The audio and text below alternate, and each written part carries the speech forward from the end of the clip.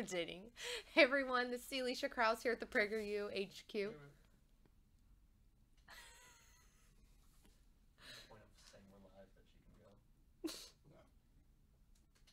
So what are we doing? All right, we are live right now. So Jared's going to send you the link and then we'll shoot it out. So you're seeing a little bit of the behind the scenes here. For some odd reason, you can't share a Facebook Live link until you're actually live. Like they don't reserve a link for us to use. So Felipe is going to be tweeting it out and adding it to his Facebook page to send to his fans. And then we'll get started and give you guys a few minutes to log in and be sure to watch this Facebook Live because it's going to be a really, really good one. At least I'm biased. This is Alicia Krause. I'm the Director of Outreach here at PragerU, and we are sitting in the PragerU HQ on a very rainy day. I've seen from some of our fans in DC that you guys are getting LA weather, and LA is getting DC weather right now, which is not fun at all. Ready to go? Doing it right now? Just a minute. Felipe came all the way from Brazil for us, and I just like to say that because it's lots of fun to say. No, I do not speak Portuguese, but I wish I could. I speak Southern. And Bible Belt.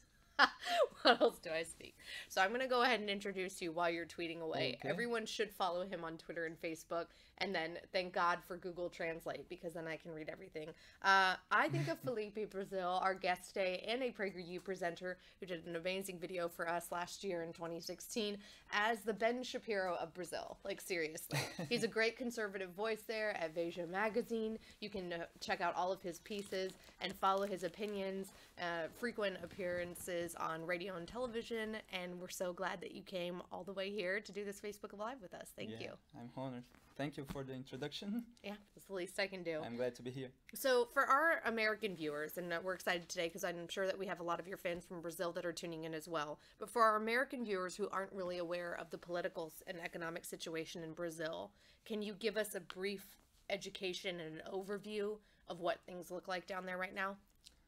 Well, we are experiencing an economic crisis because we had a left-wing party government for 14 years, the Workers' Party government, and they increased the size of the state, the size and the power of the state. And Dennis Prager here, the creator of Prager University, has a great video about this and the consequences of the increasing of the size of the state.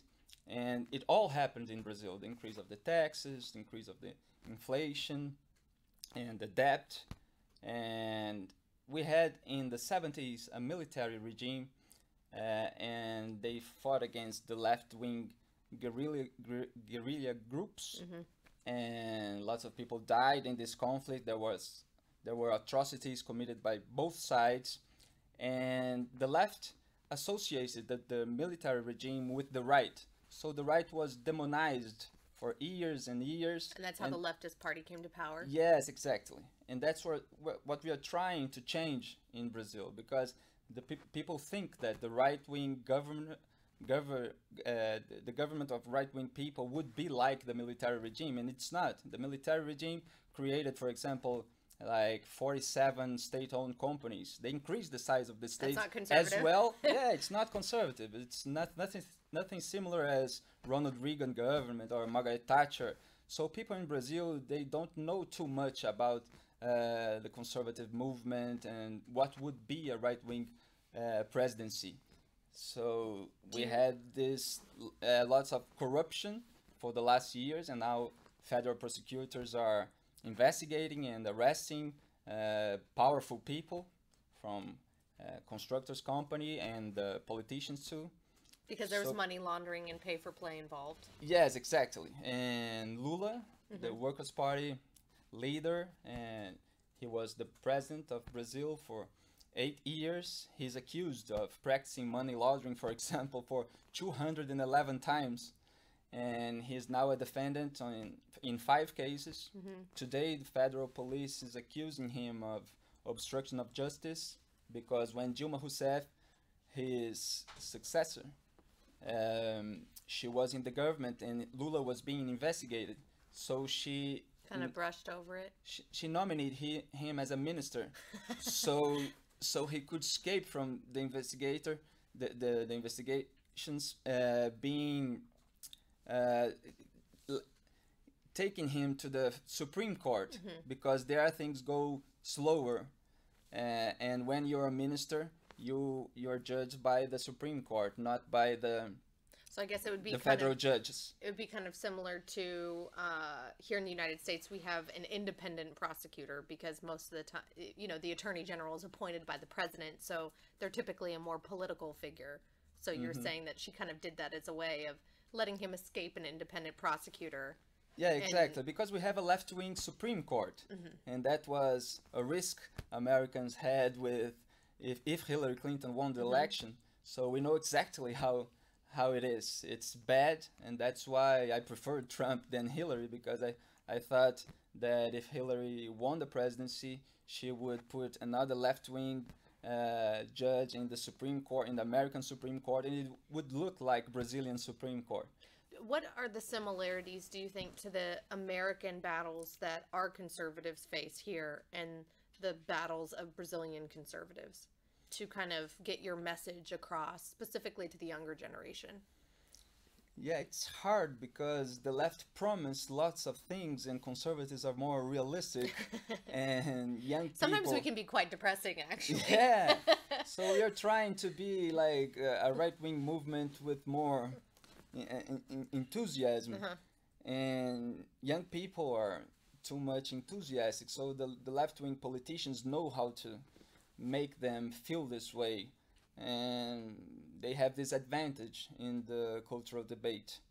So, and they promise lots of money with social programs, and Workers' Party did this a lot. Lula know how to talk to the ordinary citizens. He used analogies, comparisons with soccer, and they understand them better. And sometimes the other politicians who compete with him, like up they here. don't. They use technical words, expressions, and people don't get so enthusiastic with them. So he had this advantage for a long time. Now we're trying to change it. And do you think that on a local level and a state level and then a national level for Brazil that there's a chance, or do you see or are aware of candidates that everyone can kind of keep an eye on that are going to move that conservative message and viewpoint forward? Yes, because the left-wing government was so bad to Brazil and to Brazilian economic that now on the surveys there is a right-wing candidate, Jair Bolsonaro, but he's got lots of enemies too, not only in the left parties, but in the right too. He divides opinions like Donald Trump, so he considers himself the Brazilian Trump. He's not as rich as Trump, but he's doing good on the surveys to the 2018 presidential elections. Okay. Lula is still in the first place in these surveys, but nobody knows if he will be arrested until there. So it's a strange situation, and it's too early to predict what will happen. But Brazilians are being more conservative now because I think they noticed that the increase of the size of the state was too bad for Brazilian economy, and now it's being reduced because we can't keep this way. Because it wasn't beneficial. Like increasing this, when you say the size of the state, you mean the size of the government specifically, and the part of the economy that the government controlled didn't do anything for the average Brazilian. Yeah, it's not only the government itself, but the state-owned companies, because in Brazil we have more than 135 state-owned companies. Wow. And there are lots of political ingerence there. The politicians name the people who will administrate this, and often there's bribe schemes, and the federal prosecutors named it like a bribocracy that happened in Brazil. The government moved by bribes and kickbacks during Workers' Party's government. So that's what happened in Brazil, and we're hoping that it changes. So I guess my hope, from what I'm hearing and what I've read and heard from our fans in Brazil, is that really the conservative movement down there needs to definitely not be corrupt. And then that'll be an instant way for them to set themselves apart. But the important part in Brazil is that Brazilian population is majority conservative people. They are against drug legalization, like 83% are against, 78% are against abortion. They are in favor of being tougher with criminals. The left are always protecting criminals. Yeah, we've And unfortunately seen that a lot here in our home state of California. yeah, so all the surveys about the Brazilian population, they show the Brazilian population are each year more conservative, but they are not represented in the media. Of course, it's similar to the USA. The mainstream Brazilian media is left wing, not only by activists but by training, because they were graduated in schools full of left wing teachers, and sometimes they are not even ideological, but they are used to do the things like left taught them. And people are not represented in political parties neither. Brazilian, we have now 35 political parties, and just a few are identified with the right. Actually, no one. We don't consider them conservative, but we have a few, one or another politician who is right wing, but they are in center left wing parties. So that's the gap we have, and we're trying to fill it in. So, with the media being biased and of the left, and with your universities being biased and of the left, how on Exactly. earth did you come to conservative and free market principles? Yes, that's funny. We have this great Brazilian philosopher Olavo de Carvalho, who was the first to make this diagnosis about the political and cultural scenario in Brazil, uh, dominated by the left. So I read his articles, and he always used to say that we don't have the conservative view in the public debate in Brazil. So all the young people should try to learn from America conservative movement, from England, conservatives like Roger Scruton there, like Dennis Prager here, and he used to mention these names. And so I did this. I started to study these people, And how old to were you listen when you their shows. started doing this? Sorry? How old were you when you started researching? I was young, not that young, maybe 18. When I was really a teenager, I was worried about playing soccer, go to the samba schools, and then and read literature. So when I started to read politics, I had this basis, literature, and I knew who was talking, who were saying things that actually exist in reality, and who were the people that were just saying slogans, to reach people and make people do something. And Olavo de Carvalho was one of them who was describing the things the way it was. So I believed him, and I started to read the authors he used to suggest, and I found the right wing America movement and intellectuals, and I read all of them today. I listen to their shows. I watch Fox News that gives some space for these people, and we don't have this in Brazil. That's Like you a don't huge have an difference. alternative. So in Brazil, especially when they're talking about American politics, Brazilian media just translate the New York Times, CNN, Washington Post, and all the left-wing media, and they don't translate the right-wing media, and the broadcasters, the radio shows, the conservative columnists, and so we try to do that a little and compare some things with the Brazilian context. But the Brazilian media is just like Clinton News Network Brazilian style, and they don't even understand the right, because Their version of right, like you said, was those guerrilla groups.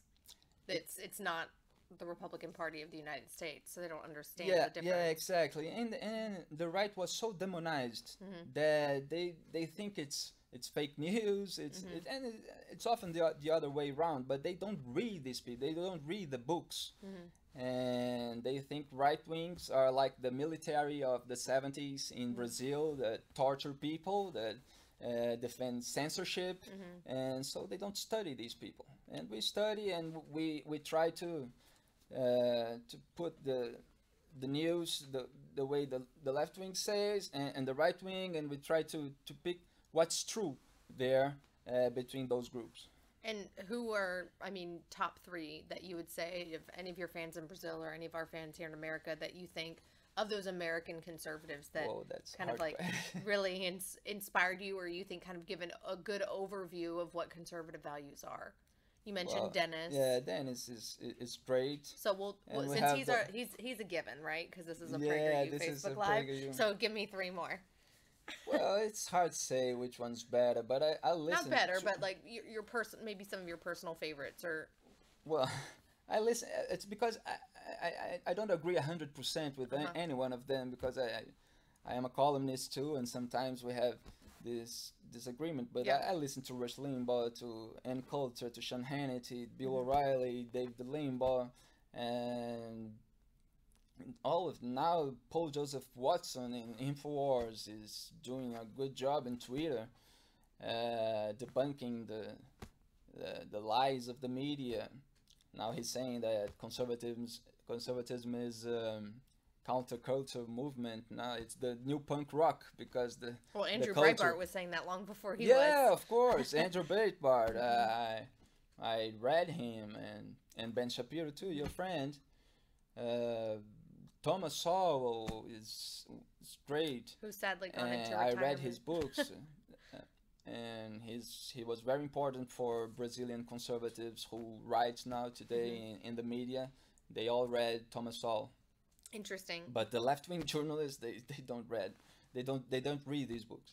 They don't read the opposing view. No. It's much like American universities. Yes, exactly. So do you think Brazil is headed in the direction of socialist Venezuela, or do you think it has the potential to head more in the direction of Chile right now?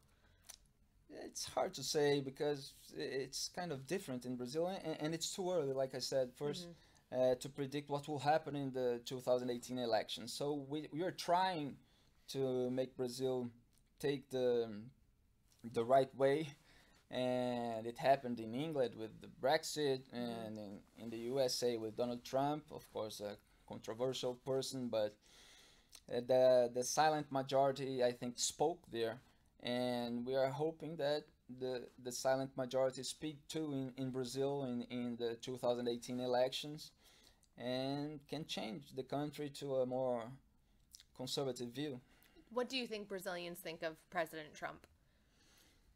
Well, the people who read us, conservative columnists and classic liberals, columnists, they know that Trump's not Hitler like the left-wing media says. So there are lots of Trump supporters in this internet group, but the majority of Brazilian people who just watch Brazilian mainstream media, they think Trump is a fascist, is Hitler, is something like this. And I think he should be criticized by each decision he makes, but based on the facts, and you can defend him or can disapprove his decision, but you got to do this sticking to the facts, and that's not what happened in Brazilian, especially in Brazilian TV.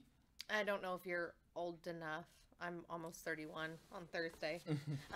But I remember, I think my only consolation, and I didn't vote for Donald Trump because he was not a true conservative to me. He's done some amazing things that I love, and people in his cabinet that I love, and then there's some other things I'm like, ugh, that's a little like Bernie Sanders for me. But I agree on thank God that we live in America where we're not forced to vote like my Brazilian friends are. Yes. And if you don't, you have to pay a fine, like no matter where you are in the world. I learned this and it was mind-blowing to me. And that we had the freedom to choose, who to vote for or not vote at all. And it has been fascinating, though, and I've been reminding myself, and it's been some consolation, that amidst the crazy of the left media and leftists here in the United States and abroad even, like you're saying, the media in Brazil, overreacting to Donald Trump, that they've been doing the same thing for years. I mean, I moved to New York City the weekend of the RNC in 2004, and 500,000 people donned George W. Bush as a dummy mask and like paraded out by my apartment on 34th Street. And so it kind of loses when you call Donald Trump Hitler and George W. Bush Hitler and Ronald Reagan Hitler, it's a wrongful narrative. And then two, it kind of takes away the strength of the attack because you just say it about every single person that you disagree with. Yeah, and you delegitimize the good critics that he can take. So it's bad, and in Brazil it's like twice this, because Brazilian media are left-wing, and they translate the left-wing media, and it's like it doubles, It's a never-ending cycle. Yeah, so it's terrible, and they don't understand people who defend at least some decisions he Mm-hmm. makes, they don't understand. They think these are crazy people, and Or that's the way racist, or it is. homophobic, or bigoted, or Yeah, all the other things that we hear. exactly. We are called all these names. Yeah, awful names. Yeah. What are some of the similarities you think between the Brazilian left and the American left?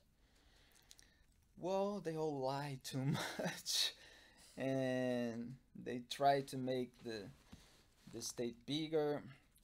Uh, I don't know. I think they just cheat on people, and they are populists. They Reagan had this sentence I mentioned on PragerU event that you should, I don't know how to phrase this in English, but you measure the welfare success Mm. by the number of people that go out of the That are able to leave it. that are able to leave it, Mm-hmm. not that go in. Mm-hmm. And the left wing parties in Brazil, they are always trying to make more people come in the social programs, and people who work have to pay this, Mm-hmm. and they promise that they'll have all the money and they'll make social justice. This Mm-hmm. is slogan. It's very similar. It's used. Oh, in, so that's something you have social justice warriors in Brazil too? yeah, social justice wars. They're always promising, give me all your money, I'll redistribute it to the poor people, Mm-hmm. and everybody's gonna be happy. But Mm-hmm. they keep their amount of money they put into their pockets, and that's what happened in corruption schemes in Brazil. Taxpayers are giving money to the government, and the Mm-hmm. government are not redistributing the biggest part of it. The politicians are taking this money. So this is bad. This is not justice at all. If I may be so bold, going back to earlier in our conversation, I think another similarity between the American left and the Brazilian left would potentially be how you talked about how the right sometimes is like too technical, Exactly. and we're not emotional, because we are very Yes. factual. And I think that the left around the world, based on my knowledge of it, is very good at pulling out that emotion in you and like what Exactly. makes you feel good, because it feels good to help the poor. So why wouldn't we want to do it? And those big bad conservatives don't want to do it. And Yeah. so there's a narrative, I think, that I don't know, maybe they go to conferences together, they are slacking each other their talking points because Yeah. they're kind of talking the same language, and their answer to it is to continue to grow the government, which in turn doesn't help those poor people, like you said. Yes, and they control culture, like the films, the musics, the show business, like here in Hollywood, and the awards, Grammy, and there are lots of The speeches Oscars coming up against this weekend, Trump. yeah. Yeah, Oscars will be the Mhm. same, and in Brazil it's the same. So they make songs, they make movies, they make this stuff, and they reach more people than some intellectual trying to be reasonable, and so conservative movement need to write songs too and make movies Well, with the conservative values that the majority of Brazilian population identify with. interesting. Well, in America, I think that's called country music. No. Yeah, the I don't know if rednecks. you've been to Nashville No, I like or it. Austin. I'm a proud redneck woman. But how does the Brazilian left, do you think they specifically cater to those Brazilian voters?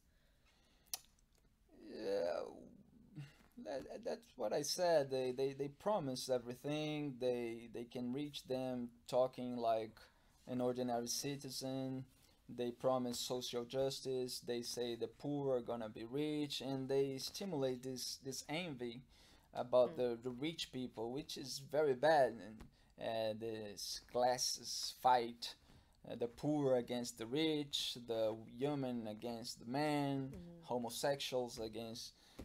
It's the same as it happens here. They put some people against other people. They divide the society, and we feel the effects, the consequences. The public debate becomes everybody is shouting dirty words against other people, and you don't have the facts, the reality of the facts, a normal discussion, because only these words, like you said, racist, Islamophobic, and it's the same in Brazil.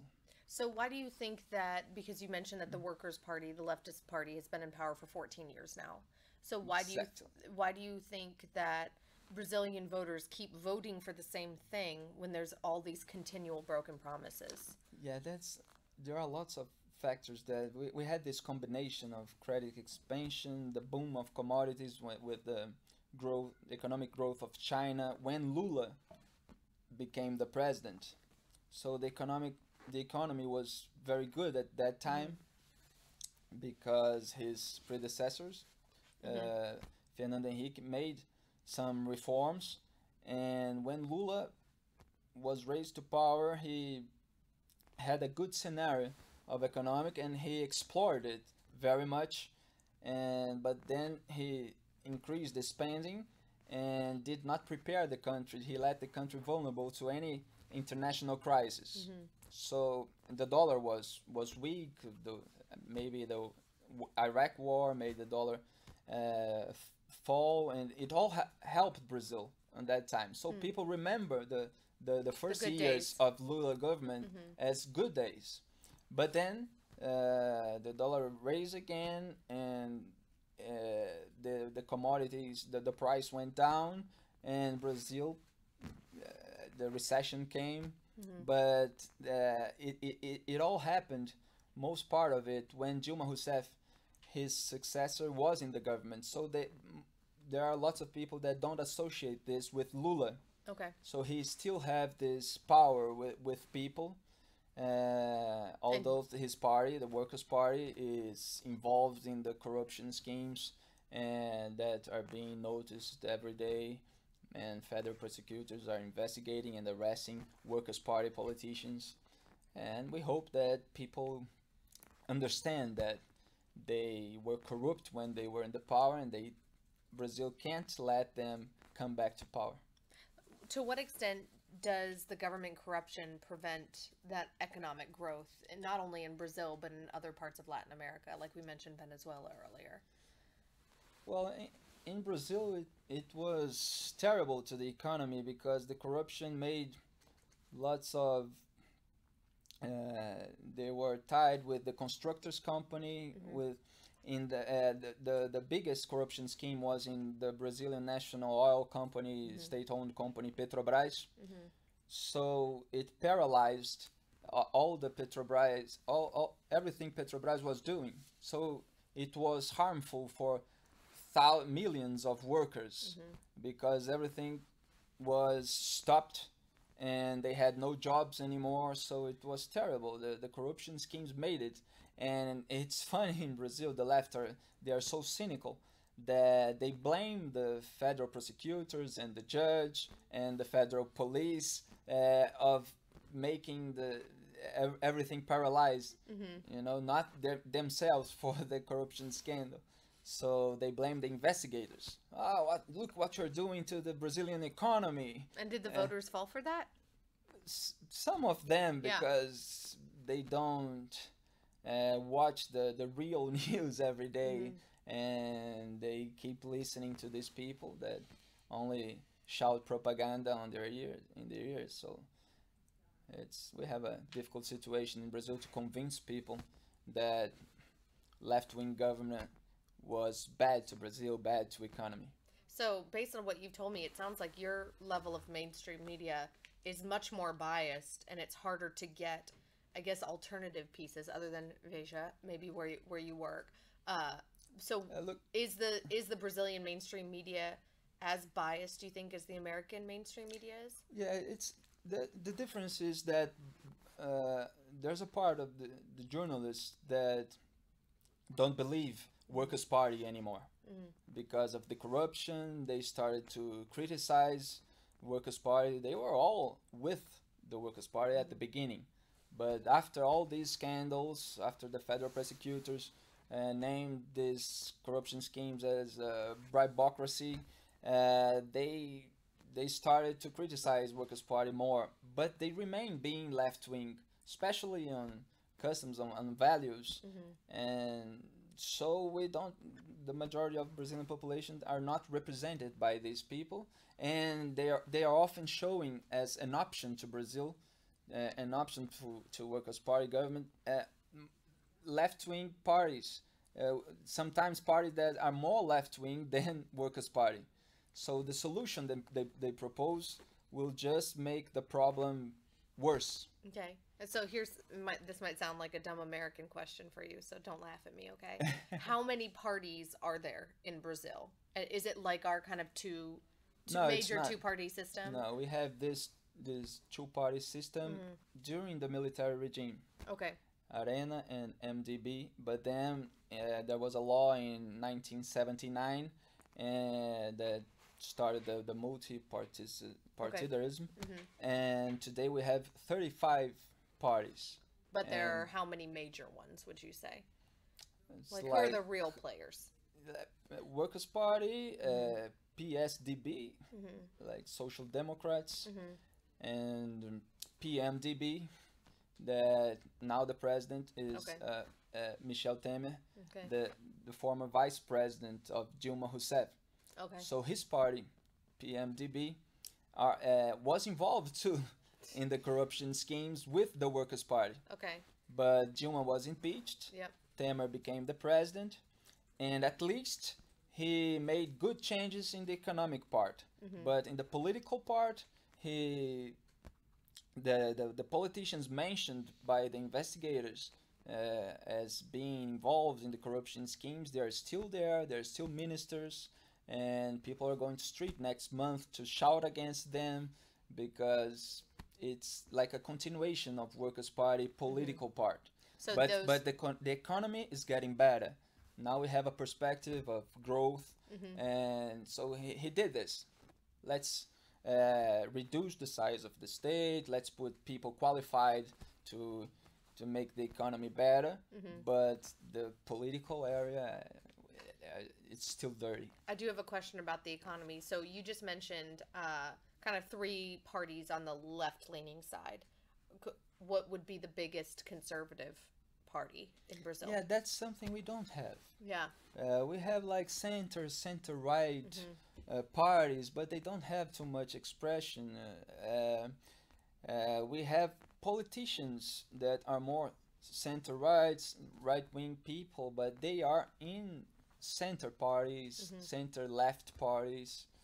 We have like Ronaldo Caiado, for example. It's like Onyx Lorenzoni, people, center-right people, and the Bolsonaro fans actually don't believe they are right people. Only Bolsonaro is. So, but it's just a few politicians like this, and we don't have a politician more with this ability to talk and to refute the left lies, more who read more books and is able to do what Reagan used to do very well, like with jokes and being, I don't know, being smarter. Someone that understands the fundamentals of conservatism and is able to put Exactly. those in layman's terms for the average voter. Exactly. So are you optimistic about the economic future of Brazil and economic freedom really being able to take a hold there?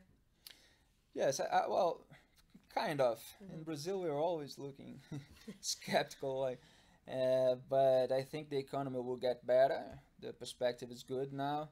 But it's the Workers' Party was so bad to Brazil that the change is coming very slow, and people don't feel it yet, and they don't like these old politicians that are still in the government. So Michel Temer, for example, is not having good.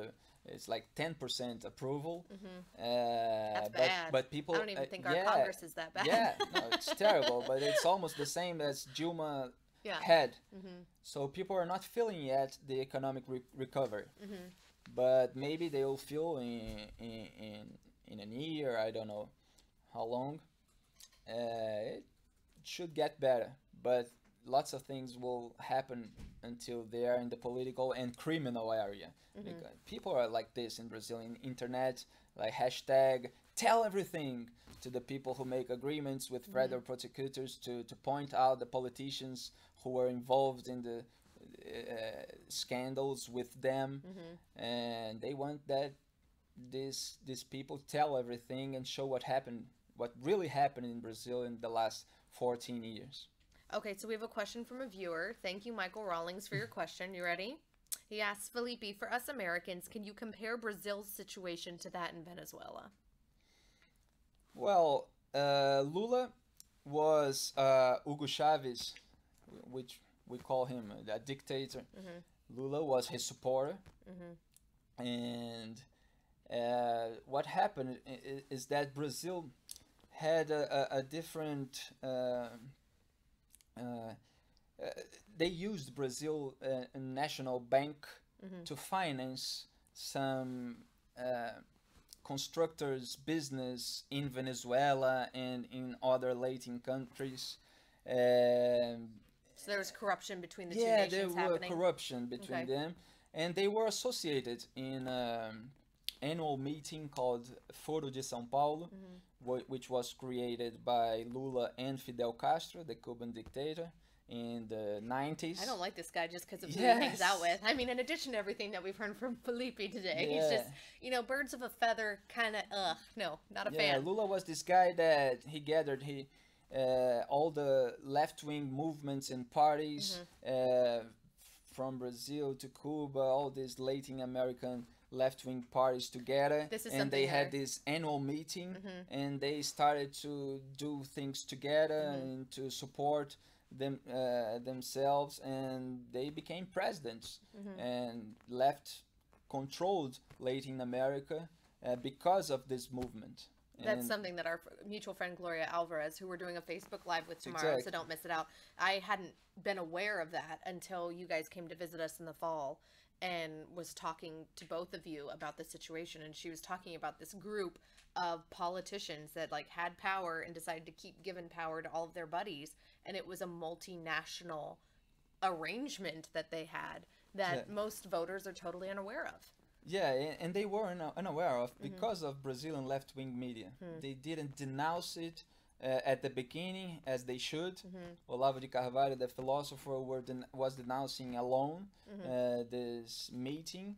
And now we talk about this today, and Lula didn't admit that he was involved with these left-wing parties, with Communist Party from Cuba, but then it all came, and now we know everything, and they admitted. Yeah. But they said that it was no big deal and stuff like this. Don't they all? So it's all the same. So this is our final question, another from an American viewer named Bradley Jenkins, and he's asking a question that I think is probably on the minds of all of our viewers today. Thanks for your question, Bradley. It's Felipe, when will you run for office in Brazil? They need you. Have you thought about it? No, lots of people ask this, but I am an author and I want to do this. I don't want to go into the political. It's a dirty place. I'd rather write about it. Be that intellectual that's spreading those conservative principles. Yeah, you're needed. I hope you're needed there too. Yeah, we need this intellectual movement, and so the young people can read us, and then people who have this vocation, this calling, this talent to be a politician, I hope they raise and get to power. Thank you so much for being with us Thank you. today. Sorry for my English. I'm not that used to talk about politics in English. Well, you notice I didn't even attempt to speak Portuguese. So. And congratulations for PragerU. It's funny, during my flight to LA, I saw a documentary about Coca-Cola factory. Yes. And all those bottles and cans on those machines being filled in. And I thought, it's like 800 bottles per minute, 2,000 cans per minute. I thought, that's what PragerU is doing with the brains, with the minds of young people, filling with a much better product, knowledge. And that's what we need. In Brazil, there are some people who translate it, and young people are watching. That's great. Each day more and learning about conservatism. Well, I am definitely a Coca-Cola over Pepsi fan, but I mean, Dr. Pepper beats them all out. So if PragerU can be the Coca-Cola of our movement, I will gladly take that compliment. We should film a documentary, PragerU Factory. Oh, PragerU Factory. There's a lot of us here. So thanks so much for tuning in today. Be sure to like this and share it with friends.